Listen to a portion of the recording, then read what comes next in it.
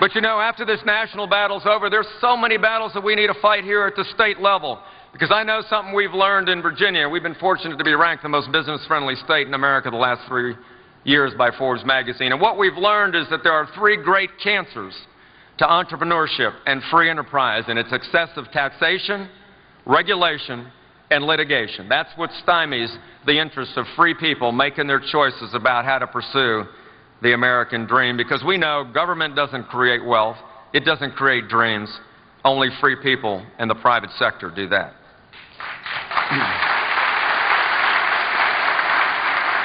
So in Virginia, we've helped to lead the way. We've launched a war on excessive government regulations. I've got a task force looking at all 24,000 pages of regulations in Virginia. We've cut out hundreds of pages already, and I call that a good start. We've got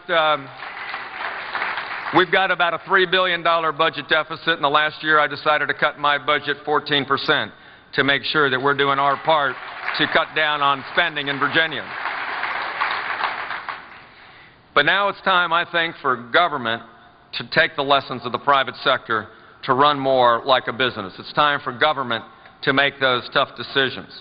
And I can tell you, in this time of economic hardship, it's perhaps more imperative than ever that you, from AFP, that understand these principles of limited government, demand that government deliver, that they stop creating new programs, that there's accountability measures and metrics for those programs that are in place, that they cut spending, that they set priorities based on what the statutes and the Constitution say, and above all, that we take time to demand more transparency and accountability of government. If you do that, spending will decrease. Please do that for us.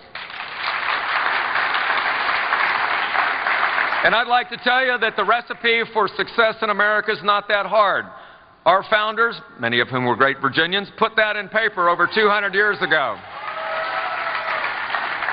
Remember what Thomas Jefferson said about what a successful government looks like.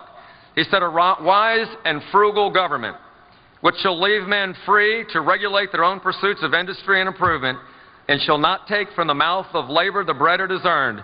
This is the sum of good government. Likewise, George Washington said this, speaking to the generations as he left office, said, the propitious smiles of heaven can never be expected to remain on a nation that disregards the eternal rules of order and right, which heaven itself has ordained. And one of those eternal rules of order and right is that free people and a free society will create prosperity. So I'm here to tell you that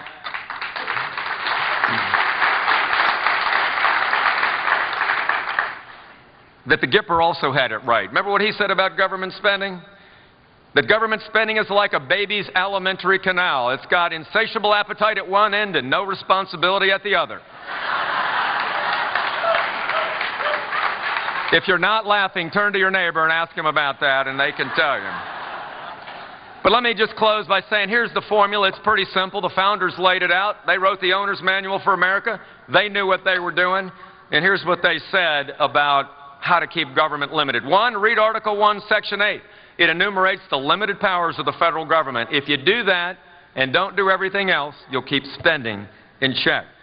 Secondly, we need to elect people that understand that the Bill of Rights doesn't stop at the 8th Amendment. There's the 9th and the 10th, and that says that everything that's not in the rest is reserved to the people and the states respectively.